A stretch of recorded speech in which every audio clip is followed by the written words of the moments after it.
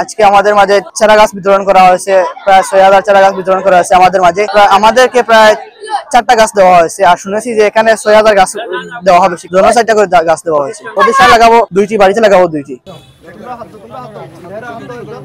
আজকে হচ্ছে মূলত আমাদের উপজেলা কৃষি অফিস এবং উপজেলা যে বন সংরক্ষণ অধিদপ্তর এর যৌথ আয়োজনে আমাদের টোটাল হচ্ছে 6000 চারা একদিনে বিতরণ করা হচ্ছে। আজকে শিক্ষা প্রতিষ্ঠানের শিক্ষার্থীরা বিভিন্ন ধর্মীয় যে প্রতিষ্ঠান, মসজিদ, মাদ্রাসা, বিভিন্ন সামাজিক প্রতিষ্ঠান এবং ইউনিয়ন পরিষদগুলোর মাধ্যমে ওই ইউনিয়ন পর্যায়ে যে শিক্ষা প্রতিষ্ঠানগুলো আছে সেগুলোকে আমরা নানা টাইপের ফলজ এবং যে বৃক্ষের যে গাছগুলো, বনজ গাছগুলো দিচ্ছি। সেখানে আছে হচ্ছে আম, জাম, কাঁঠাল আছে, নিম, বেলের গাছ আছে, নারিকেল চারা আছে, তালের চারা আছে।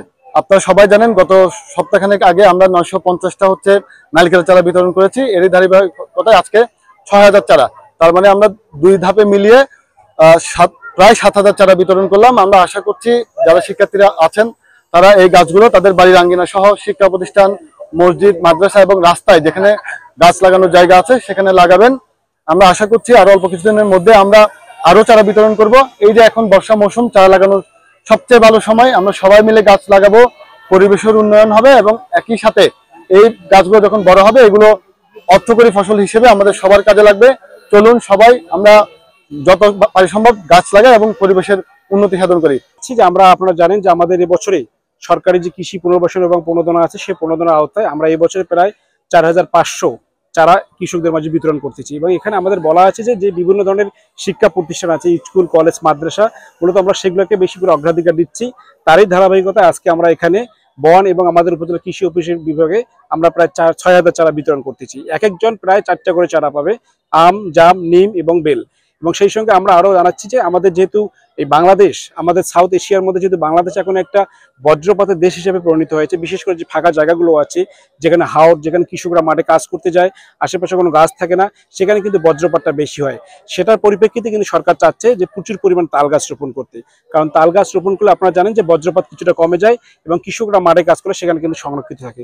তো সেই দিক থেকে কিন্তু আমরা আজকে 120টা তাল চারা বিভিন্ন জায়গায় বিতরণ করতেছি এবং মুড়িয়ার যে হাওর আছে সেখানে আমরা 40টা চারা আজকে রোপণ করব একটু পরেই। এবং সেই সঙ্গে আমরা চাচ্ছি যে সারা বিয়ানীবাজার উপজেলায় আজকে যে আমরা ছাত্রছাত্রীদের মাধ্যমে চারা বিতরণ করতেছি এটা একটা মাইল ফলক হিসেবে থাকবে এবং সবাই এটা দেখে উদ্বুদ্ধ হবে। এবং সবাই, যেহেতু জুন জুলাই মাস, সবাই আমরা আশা করব প্রত্যেকটা বাড়িতে যদি একটা করে ফলস গাছ এবং একটা করে বনজ গাছ রোপণ করতে পারি, তাহলে বাংলাদেশের যে 25% বনভূমি থাকা দরকার সেটা আমাদের সংরক্ষণ হবে।